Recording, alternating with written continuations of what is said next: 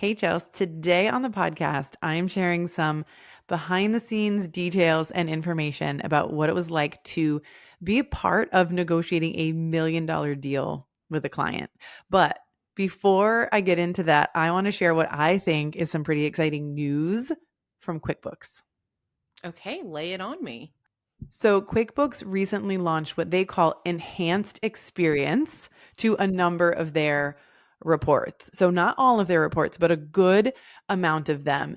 And the TLDR of this is that it is going to save me and a number of founders a lot of time in terms of utilizing those reports and turning them into valuable data. What it allows you to do is essentially ungroup data, which doesn't sound very exciting, but I promise you No. that it is. Yeah. Okay, I'm with you. I'm sticking this out. Okay. Yeah. Stay with me here. So, original QuickBooks reports are like highly formatted. Like, I want you to raise your hand if you're listening and you've ever run a QuickBooks report and exported it to Excel. It's got like a header and then it has a random merged cell, which I think is basically QuickBooks programming saying, like, this is the start of the report. And then it has essentially grouped data. So, for example, you might have data grouped by product, you might have data grouped by customer, right? You might have data grouped by date. So, you essentially choose a report that you want to run, and then you can tell it how you want the data organized. And that's nice to see if you're kind of just wanting to look at lines of data. But if you actually want to interpret the data and like gather some insights from it, that's not the best format to use. What we typically do is take that original data from QuickBooks and convert it into a pivot table. And so I've heard you say this before, pivot table. I think I've seen a pivot table, but I am no Excel master. Help me understand, what is a pivot table? Yeah, I'm happy to. So, a pivot table is essentially a summary of data, right? So, for example, you might have a bunch of sales data for, let's just say, Whole Foods. So, you sell directly to Whole Foods, and you can, if you have your invoices in QuickBooks, pull a report for every date, every invoice, right? And every product that you sold to Whole Foods, let's say for the last year. You could imagine that that could be many, many, many lines of data. And you'll be like, oh, look, on this date, I sold this much. And on this date, I sold this much. And okay, that's somewhat helpful, right? A pivot Mm-hmm. table helps you to further summarize it. So you can literally see, okay, all the products that you sell to Whole Foods, you can see how many units you sold like per month of each of those products summarized in a chart. So instead of Mm. having to like kind of look through a bunch of lines of data to kind of put it all together, a pivot table allows you to say, organize this by product and show me the number of units sold by month. And it just does it for you. And this is really helpful in the sales context. So you can see, like, when was the last time Whole Foods ordered? Are there any seasonality or other patterns in how my product is ordered? And where this is like really, really valuable is when you run this report for all of your customers, right? Or for all of your products. And you really get to see how are things selling and how are things moving. This is data that you can't recognize patterns for if you're just looking at it in a big old list, right? Of like line after line after line of, well, we sold 5 of these on this date and 6 of these on this date. It's just not going to give it to you. Yeah. There's other reasons to run a pivot table too that I love. I love to summarize expenses and things. So like another example is I'll run a profit and loss for a business, and I can export all the data, which means every single time someone made money or spent money has a line of data Mm-hmm. associated with it. I can export that out like into Excel and get very, very detailed about every expense for Google.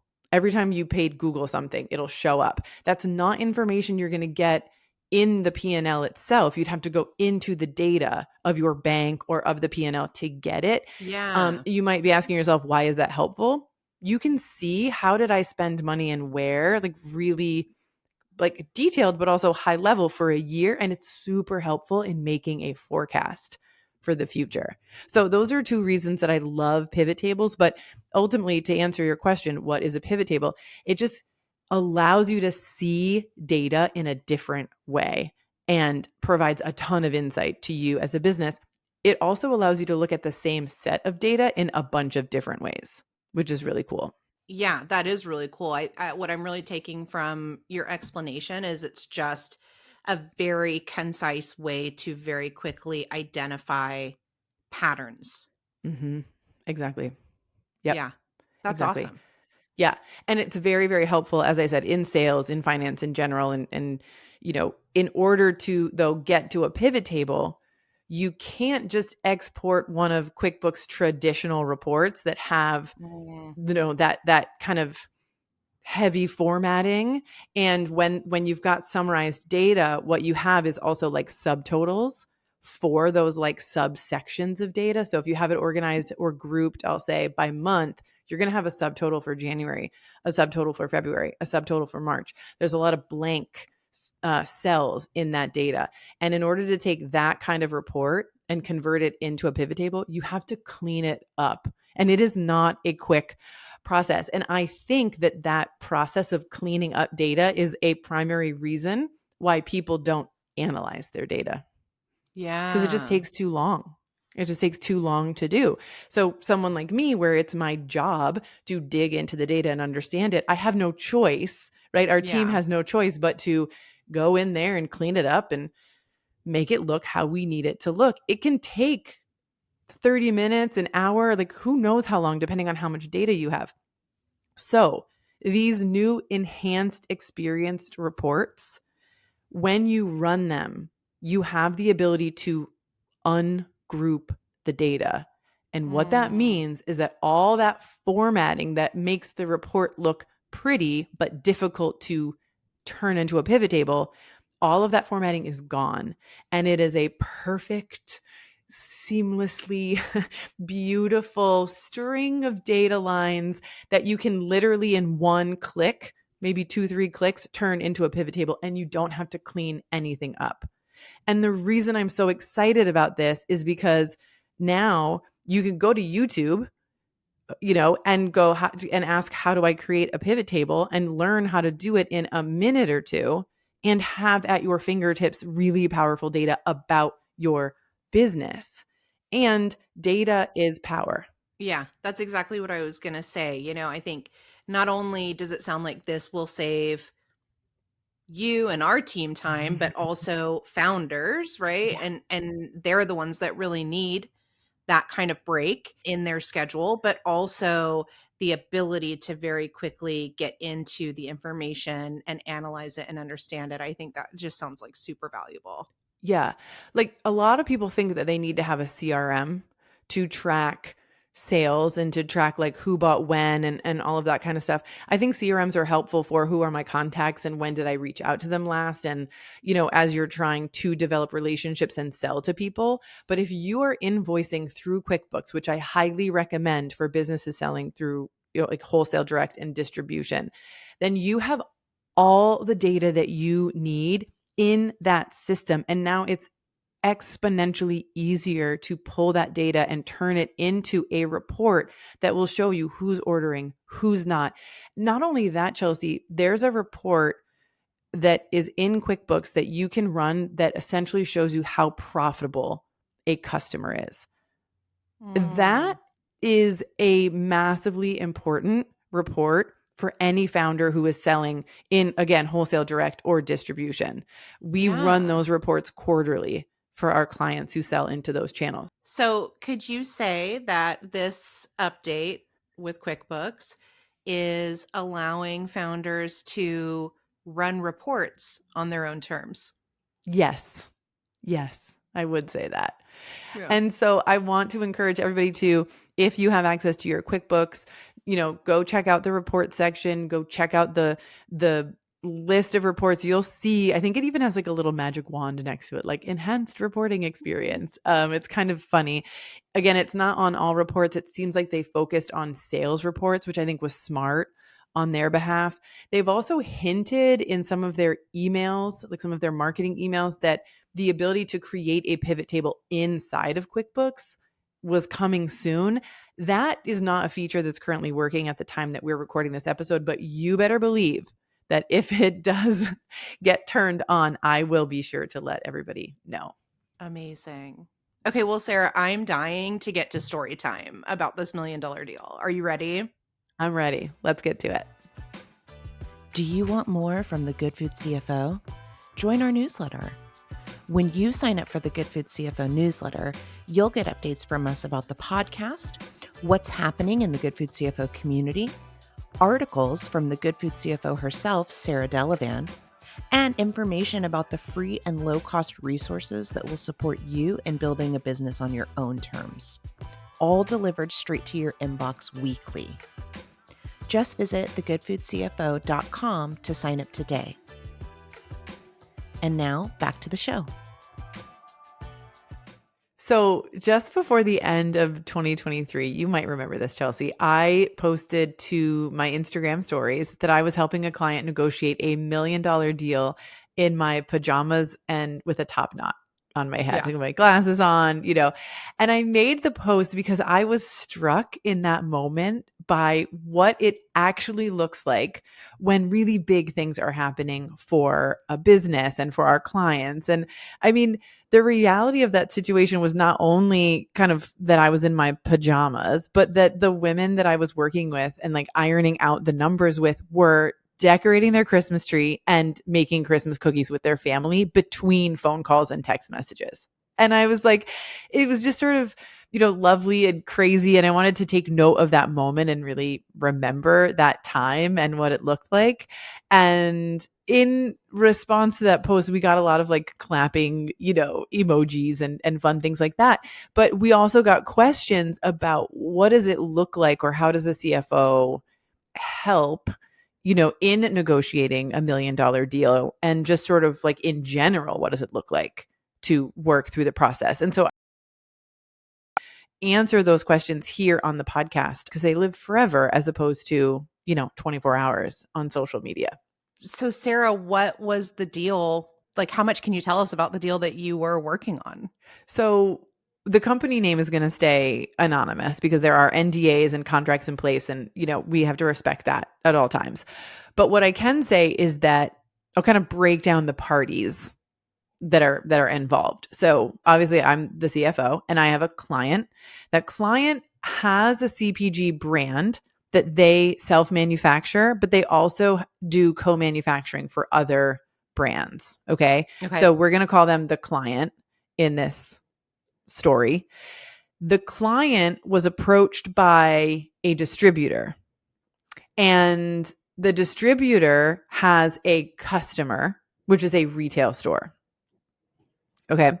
So the retail store currently sells a product that the distributor has been having a hard time getting enough of to supply the stores. So it's a good product, but there's something going on. And to be quite frank, the distributor doesn't make as much money as it could if it doesn't get all of the product that it needs to pass on to the store, right? And the retail store isn't generating as much revenue as it could if it had all of the product that it needed to satisfy its customers. So both the retail store and the distributor are really interested in finding a new version of a product that has a consistent supply. Okay. I'm with you so far. Okay. So the distributor came to my client and was like, hey, you make a product, the same product essentially as the one we're looking for a customer of ours, but it needs to be a very specific type of this product, or like a very specific version. They want it to emulate the current version that the retail store is selling. And so ask them, can you, or do you think that you can develop a recipe that we can taste? And if it's close enough, then we'll present it to the retail store. And if they like it, if the owners like it, then this could be $1 million deal for you in just year number one. And then beyond that, we would love to sell this product to our other customers, which includes retail stores and, food service clients. It's a very, very big opportunity that starts with this initial potential $1 million in annual revenue for one customer. And so in this situation, because you're saying that the distributor is coming to the manufacturer, your Mm-hmm. client, and asking them to create this recipe and then I guess ultimately like create the product, Yep. right? Does that mean that essentially the distributor is like the owner of the product, like they're the one selling it? Help me understand that a little bit. Sure. So we talk about distributors a lot here on the podcast in terms of a brand, a CPG brand, wanting to grow their business. And so they're selling to a distributor, and then that distributor sells to the retail store. It's very similar here. The reason that the distributor is the one initiating this project, right, and this sale is because, as I kind of hinted at a couple minutes ago, they're losing out on funds. They're losing out on money because it's essentially like they're being shorted by the current manufacturer and they're not able to sell through as much product as they want to. They've also got other customers looking for a similar product and they don't have an option to sell them. So it's not that the distributor owns the product, it's that the way that the retailer gets their product to multiple locations that they have is through this particular distributor. And so the Mm-hmm. distributor is helping to facilitate the deal. Is that Okay. helpful? Yeah, that makes sense. I think I'm on board with you now. And so you said that this deal could possibly generate $1 million in the first year. Yeah, for this one retail customer.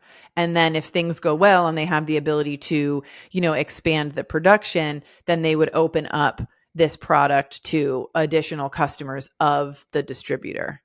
Yeah, this sounds like a great opportunity. Right. And $1 million for a small manufacturer is a really big deal and can create a lot of positive things, but it can also have a negative impact on the business if we don't structure the pricing of the product in a way that's beneficial and then essentially structure the entire like deal in a way that's beneficial. Mm-hmm. So that's really where I come in, right? Like the manufacturer knows how to create a product. They know how to make a good product, but where they want support is in make they can price it well and make money, right? Hit the margins that they need to have positive cash flow as a result of this deal rather than negative cash flow. Yeah. So can you walk us through then, like, what is some of the work that you did in your role as a CFO, throughout this process? Yeah. So I'm going to start sort of at the beginning before I joined the process, which is the recipe development. So just like anyone who's creating a product or modifying an existing product, you have to first figure out like what is the recipe. So they Mm-hmm. went through the process of figuring out, okay, and there's 3 SKUs involved here. So it's like one product but like 3 different, let's just call them flavors. And so they developed each of those flavors, and when they felt good about it, they took it to the distributor to say, okay, you know the customer best. Taste these. Is this what they're going to be looking for? And when they got to the point of, yes, we think that this is ready to introduce to like the buyer of the store, that's when they were like, okay, great. Sarah, we're ready for you now. So they Okay. they cost out the ingredients to make each of the 3 SKUs. And they also did a time study. Okay. And so I want to kind of dive into each of those things. So when you do recipe costing, right, it's usually about on the batch level, right? So let's say that they can make 60 units in a batch. We're making a batch recipe and figuring out what is the total cost for this batch. Where I come in is to review that recipe and make sure that everything is there and that everything is entered in the way that it's supposed to be. Recipe costing can be tricky sometimes. One of the things that I noticed in my review was that labor was actually built in to the recipe cost and I plucked it out. I like to see labor on its own as its own like cost and part of the process. And I just wanted to see what does the actual total ingredient cost look like per batch and then per unit. So we did that first. Then they did the time study.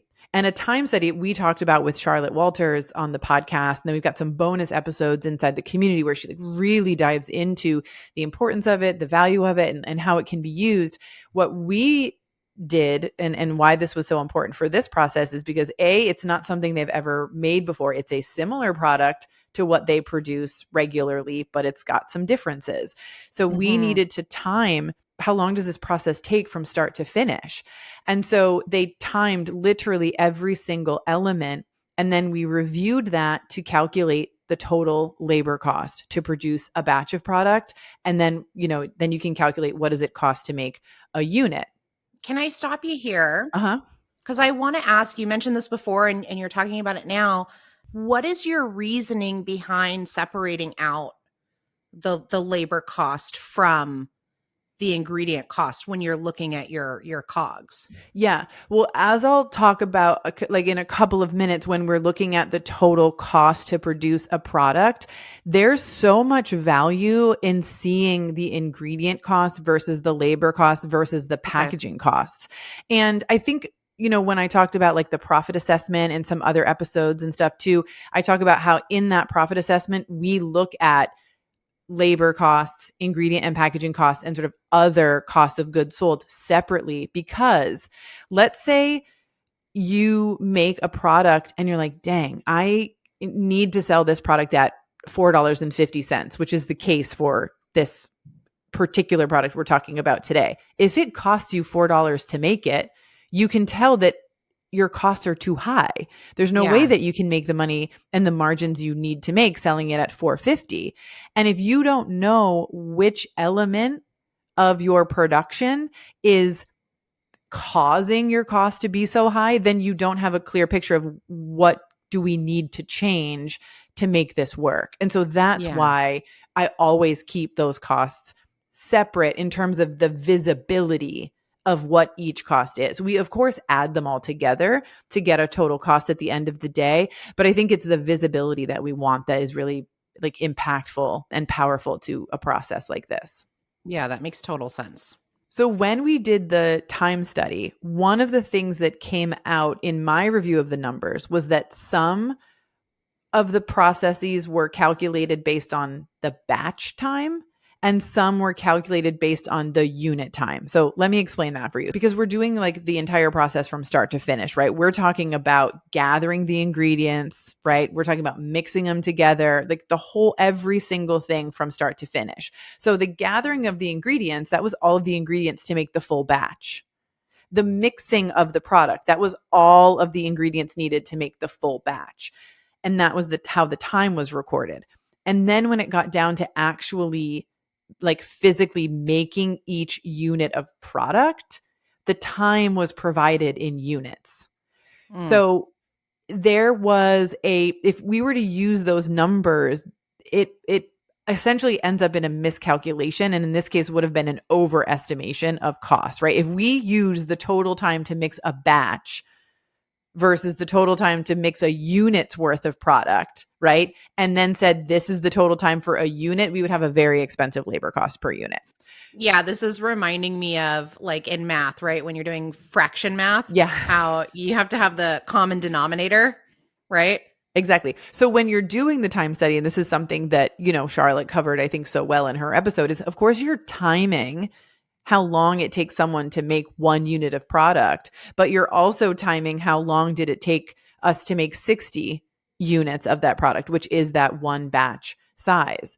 And so Mhm. we got that common denominator. In our case, it was batch. So we got everything into batch time. And then with that, you're able to then calculate, okay, what's my per unit time?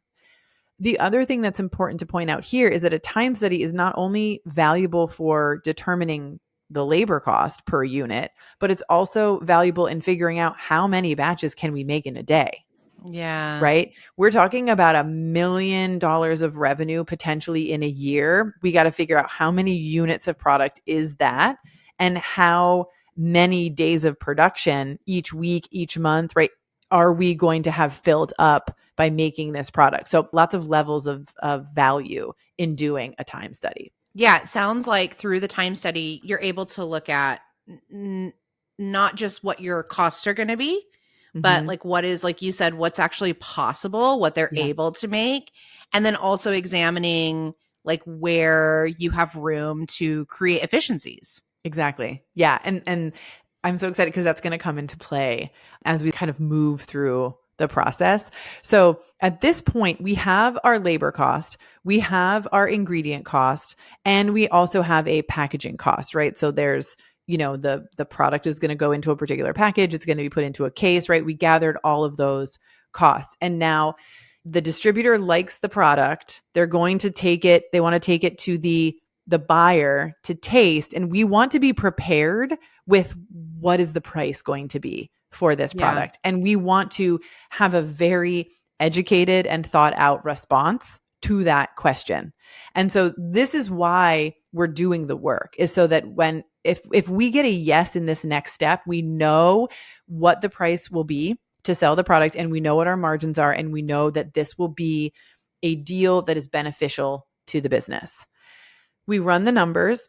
Essentially, I've got ingredient costs per unit at the top. And then we've got our labor costs, and then we've got our packaging costs, right? And so they're just, again, visible. They're laid out individually from top to bottom in a spreadsheet. And then I have our calculated total cost. And here I'm doing it by unit because we're going to be talking about price per unit when we're talking to the customer. Okay. Okay. And so we have this information, and I can see what our total cost is. I say to the founder, do we know what they want to pay for this product? Mm. Because we might be right on the money here, or we might be way off the mark. And we have no idea. And so, I mean, that's one of the main reasons I like transparency so much, right? Is like, let's just all come to the table knowing what we're trying to achieve. And so we can be as prepared as possible, right? Yeah. So knowing that the distributor plays such an important role in this relationship, she reached out to her contact at the distributor and asked, what do we need to be selling this product at, right, in order to make this work for the retailer? And he was very forthcoming with the information. He said they're going to want to buy it for $450 a unit, and the reason is that they want to keep their COGS at 30%.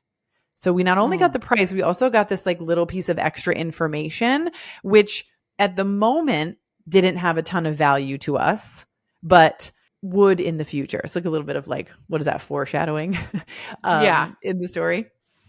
So now we know the price that they want to pay. So I've got all of our costs added up, and I pop in the 450 into my spreadsheet, and then I calculate what our profit margins will be based on those numbers. And what I find is that the overall profit margin across the three SKUs that they're developing ranged from 32% gross profit to 47% gross profit. And Chelsea, I know you know this very well. And if the listeners have been listening to the podcast for a couple of seasons now, you all know that that's the wrong side of 50% Yeah. that I want to be on, and that I want my clients to be on when we're talking about gross profit margin. So this is a situation where if we move forward with our costs as they are, we are not going to be in a situation where this deal is going to be generating positive cash flow for us. We might show profitability on the P&L, but our cash is going to look very, very different because at best we're at 47% gross profit margin. So this Mm. is where the CFO brain like really starts to kick in. And I say, okay, this is a no-go for us right now. So what can we do to make it a yes? Yeah. Remembering that the client, the retail store, sorry, wants a 30% cost of goods sold. I go to my spreadsheet where I've got the ingredients, the packaging, and the labor costs laid out. And what I can see is that our ingredient costs range from 28% to 38%. And when I'm talking about that percentage here, what I mean is when I look at my cost as a percentage of the price that we're going to sell the product to the retail store at, that ingredient cost makes up 38% of that price. Mm. Knowing that the retail store wants to hit 30% and knowing that the distributor wants to honor that for the retail store. Also, I should add here, we're buying the ingredients to make this product from the distributor. We feel that we can absolutely go back to them and say, hey, here's where our COGS are at for ingredients. We need to be below 30% for this deal to work for us. Can you help us make that happen? They said yes. Amazing. Right? So asking the questions is like a big takeaway that I want people to have at this point, right? And gathering as much information as you can, because we didn't know that that 30% COGS information was going to be helpful for us when we first learned it. But having it and then having our costs laid out for us, right, individually, as we've talked about, had a ton of benefit to us. So we knew, okay, we can get our ingredient cost down to 28% across all 3 SKUs. Amazing. But we are still not at the total gross profit margin that we want to be at for the product. So the recipe developer, she went back to the packaging folks and said, hey, can we save a little bit more money here? Can you bring down the cost a little bit? And she was able to negotiate them down a scotch more and get our total packaging cost to about 1.6, 1.5, 1.6% of that retail price. And now we still needed to do a little bit more work. And so the only area left was labor. And because they had done that very detailed time study, what we could see is how long each step of the process took and what that time equated to in labor cost. And so we zeroed in on the most expensive part of the process, which was the manual forming of the product. And we said, okay, can we do anything to bring this cost down? And one of them said we could get some equipment. And then there was like very quick Googling happening. And, okay, well, I'm aware because they're experienced in this industry. They knew kind of roughly what type of equipment they were looking for. And what they did was they pulled information about how many units per hour this piece of equipment could create. Right. Mm-hmm. And so then we were able to say, okay, even if we were conservative about this, and this thing actually performed at like half of what they said it could, how fast would it be able to put out a batch of our product? And this is huge. And I want to make sure that I get the numbers right here. If the machinery was purchased, it would exponentially increase efficiency. And on the conservative side, it takes the cost per batch from $15 to less than $1 just for that one part of the process. Whoa. Yeah. And so then what we were able to see then with that really big kind of cost decrease is that the overall labor COGS dropped down to 17% and 22%, kind of, because we have a couple different SKUs here. And that was down from 22 to 27%. And so that was the final, piece of the puzzle that got us to hitting the right profit margins across each of the SKUs. We were at 53% roughly across the board on each of the SKUs because we got a commitment to lowering the ingredient costs. We were able to get a commitment to lower the packaging costs, and we identified what in our labor is preventing us from this being a yes, and what can we do about it? So is there an equipment expenditure that has to happen? Yes. But will it pay itself off in a certain amount of time? And will it make this deal a profitable one for the business? Yes. And that's just so, so exciting. And it felt really awesome to be doing that work like right before Christmas in our pajamas, you know what I mean? Like making moves and and making this something to really truly be excited about. Yeah, it is exciting. It sounds like an amazing opportunity. And so I'd love, Sarah, if you could kind of break down for us or maybe summarize, right? I'm imagining that I'm a founder listening and I'm like furiously trying to take notes about all the like put pieces of the puzzle, right, that you've gone through.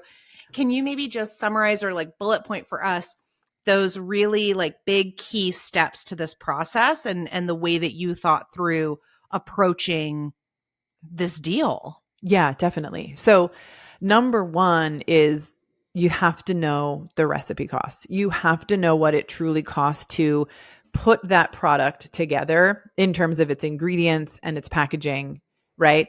And then you have to do a time study if you're Yeah. manufacturing the product in-house. And again, we have resources for that with Charlotte and the main episode she did, the bonus content that she did. It was a game changer, right? It's like such a big part of making this deal a possibility. You got to do a time study. If you're working with a co-manufacturer, do the work to figure out how much will it cost them in terms of labor per unit to produce the product, right? So just kind of giving you the what to do in both of those scenarios. And then the Mhm. next thing to do is going to be lay out those costs, calculate the total amount to produce your product when you include the ingredients, the packaging, and the labor, and then determine either what price you need to sell that product at to get the margin that your business needs, or if, like in this case, you know what price a customer wants to pay, put that into the calculation and figure out what your margins will be, and then go from there, figuring out, if you can change anything to make it a heck yes, or if you need to walk away from the deal. Yeah. So with this particular negotiation or deal, right? Where can you share with us like where it is in the process? Yeah, I totally can. So we did all of this behind the scenes work, right? We prepared our number. They went to a tasting with the buyer. Buyer loved it.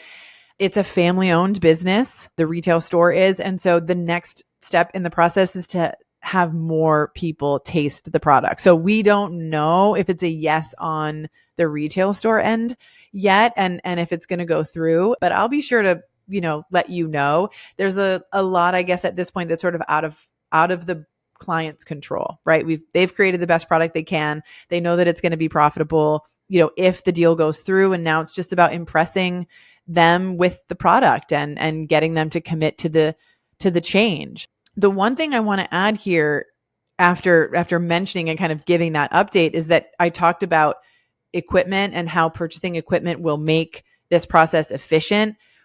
We did not move forward on buying any equipment. They're not moving forward on like hiring more people. Nothing is changing internally for that business until we get signatures on the dotted line and that we know Mm. this thing is moving forward, right? I think one of the reasons I wanted to also talk about this in a podcast format is because it's, going to take 20, 25 minutes to kind of walk through all of the details and like really share the fun information about what it looks like to walk through the deal and negotiate the deal. But also, $1 million is a very exciting amount of money. And I know from my experience that when something like that, something big like that comes up, founders can feel like, I got to say yes. I got to say yes. I'm going to say yes. There's no way that this cannot be good for the business. And I'm going to move forward and get anything I need to get to make this happen. I don't want people to approach opportunities with that kind of frenetic energy, right? Mhm. I hope that walking through this today is an example of like, let's slow down. Let's ask the questions. Let's run the numbers. Let's get a second set of eyes on things. Let's make sure that this is going to work out for us if it comes to a yes. And then once it does, and only once it does, then do we move forward in executing on the things that need to be done physically to kind of get going in the production and stuff like that. It's almost like that, first step, right? All of the things that you walked us through today is almost like the investigation. Yep. Oh, I love that. Like we're going to investigate, is this A, possible, Mm-hmm. and B, beneficial? Yeah. Yeah. I think investigation is a great way to think about it because we are essentially throughout the process investigating and then negotiating, right? Like Mm-hmm. we investigated what is this going to cost us to make this new product, this new recipe. We investigated how much time is it going to take us to produce a batch of this product. We investigated what are the profit margins going to be if we sell it at the price that they want it to be at. And then when the investigation turned up, this is not going to work for us, we negotiated. Right. And I Yeah. think that's the other thing that's an interesting takeaway from this is like, it's not one negotiation. It's not one investigation. I love that you just said that because it's a series of them. And Yeah. that's the work that is the work to do if you're trying to build a financially successful business. And it can feel slow.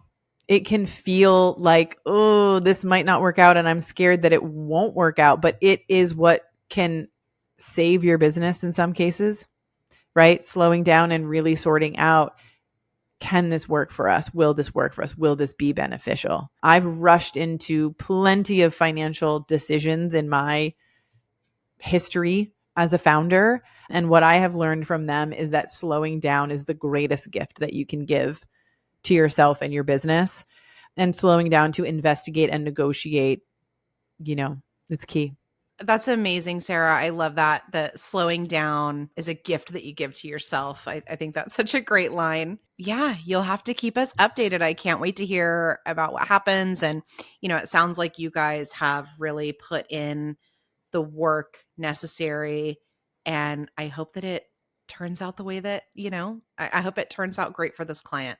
I do too. I hope so too, but we don't know, and that's okay. And I will definitely keep you updated and let you all know how it turns out once they reach a decision. For more content like this and connection with other food founders and industry experts, join us inside the Good Food CFO community. Just visit thegoodfoodcfo.com/join to learn more. Thank you for joining us here today. If you enjoyed this episode or found it helpful or inspiring in any way, please share it with your founder friends on social and rate and review the podcast wherever you listen. It's the #1 way to help good food founders find the show. We'll be back with a brand new episode next week.